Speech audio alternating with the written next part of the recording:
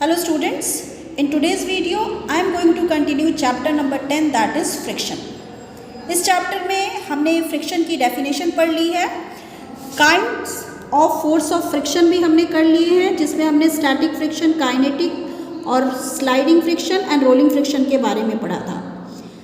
आज की वीडियो में हम factors affecting force of friction इसके बारे में पढ़ेंगे। First factor is the force of friction between two surfaces opposes their relative motion. ये जो फोर्स ऑफ फ्रिक्शन है जो टू सर्फेसेस के बीच में लगती हैं ये हमेशा रिलेटिव मोशन को अपोज करती हैं। अपोज मीन्स रेजिस्ट करती हैं। It act in a direction opposite to the direction of motion. ये फोर्स ऑफ फ्रिक्शन किस डायरेक्शन में लगती है? Opposite to the direction of motion. Suppose कीजिए एक बॉडी है जो कि इस डायरेक्शन में मूव कर रही है, इसकी मोशन राइट साइड है। ओके, पुशिंग फोर्स हमने लगाया जिससे ये बॉडी जो है मूव करने लगी। एट द सेम टाइम इसके ऊपर फ्रिक्शन फोर्स अप्लाई होगा एंड इस फ्रिक्शन फोर्स की जो डायरेक्शन होगी इट इज ऑपोजिट। आप इसकी एरो देख सकते हो, इसकी एरो इस साइड है जबकि मोशन की एरो क्या है? राइट साइड है। ओके, ये राइट साइड है, ये लेफ्ट साइड है, यानी ये जो दोनों फोर्सेस हैं एक दूसरे के ऑपोजिट डायरेक्शन में लग रही हैं। That's why friction force is also known as opposing force. And हमने ये भी पढ़ा है अगर हम डायरेक्शन को रिवर्स करेंगे, सपोज कीजिए अभी आपकी मोशन राइट डायरेक्शन में हो रही है, अगर आपकी मोशन की डायरेक्शन लेफ्ट में होती एट दैट टाइम ये फ्रिक्शन फोर्स राइट डायरेक्शन में लगता। Clear?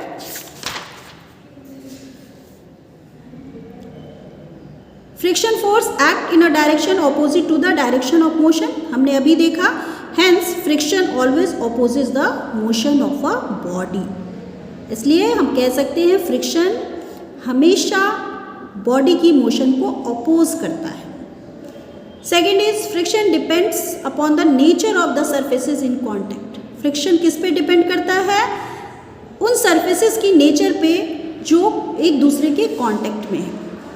Third is the force of friction is independent of the area of the two surfaces in contact. ये जो फोर्स ऑफ फ्रिक्शन है ये सर्फेसेस की जो टू सर्फेसेस है जो एक दूसरे के कांटेक्ट में है उनकी एरिया पे इंडिपेंडेंट होता है, मीन्स उस पर डिपेंड नहीं करता है।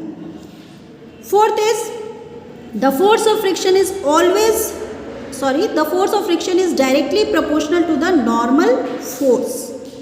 फर्स्टली हम देखेंगे ये नॉर्मल फोर्स होता क्या है।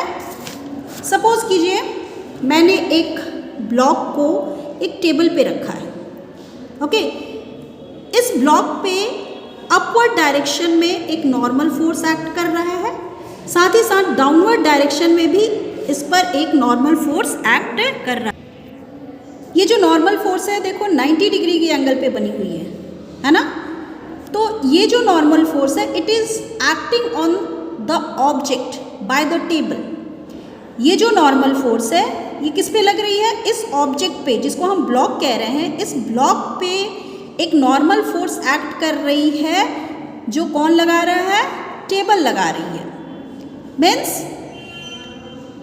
ये टेबल इस ब्लॉक के ऊपर एक फोर्स अप्लाई करती है जिसको हम नॉर्मल फोर्स कहते हैं। ओके, सेकेंड आप देखो ये डाउनवर्ड डायरेक्शन में भी ये नॉर्मल फोर्स लग रही है एंड ये नॉर्मल फोर्स किस पे वर्क कर रही है? इस टेबल पे वर्क कर रही है एंड इस टेबल पे ये नॉर्मल फोर्स कौन अप्लाई कर रहा है? ये ऑब्जेक्ट जिसको मैंने ब्लॉक कहा था। क्लियर? आप देख सकते हो ये जो कांटेक्ट फोर्सेस है, ये जो नॉर्मल फोर्स है क्या है? कांटेक्ट फोर्स ही हुई। ये जो कांटेक्ट फोर्सेस हैं ये परपेंडिकुलर हैं किस पे? Surfaces that are in contact. उस सरफेसेस पे जो कि एक दूसरे के कांटेक्ट पे हैं उस पे ये 90 डिग्री की एंगल पे नॉर्मल फोर्स वर्क कर रही है। That's why it is called normal force. बच्चे नॉर्मल फोर्स के बारे में हम हायर क्लासेस में अच्छे से पढ़ेंगे।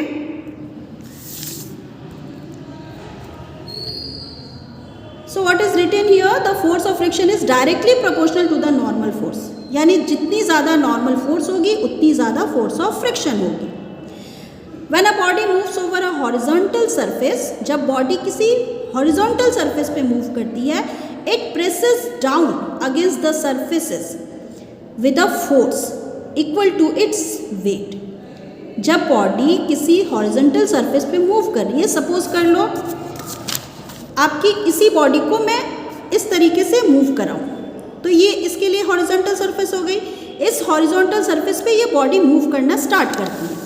जब ये मूव करती है तो ये डाउन की तरफ प्रेस करती है, ठीक है, एंड डाउन की तरफ प्रेस करती है, कुछ फोर्स से प्रेस करेगी, एंड इस फोर्स की वैल्यू क्या होगी, it will be equal to the weight of the object. जितनी हैवी ऑब्जेक्ट होगी उतनी ज़्यादा फोर्स इस टेबल पे अप्लाई होगी, ठीक है। इस ऑब्जेक्ट की वेट के बराबर ही फोर्स इस पे अप्लाई होगी। एंड किसी भी ऑब्जेक्ट का वेट क्या होता है, it is pull of gravity. Gravity जिस फोर्स से ऑब्जेक्ट को अपनी तरफ खींचती है, या अर्थ जिस फोर्स से ऑब्जेक्ट को अपनी तरफ खींचती है, उस फोर्स को हम उस ऑब्जेक्ट का वेट कहते हैं। Clear? Next is limiting friction depends on the roughness of two surfaces in contact. Limiting friction क्या है? It is a type of friction. ये किस पे डिपेंड करेगी? टू सरफेसेस जो कि एक दूसरे के कांटेक्ट में है, उनकी रफनेस पे लिमिटिंग फ्रिक्शन डिपेंड करेगी। ओके बच्चे, this is all about today's video. Thank you.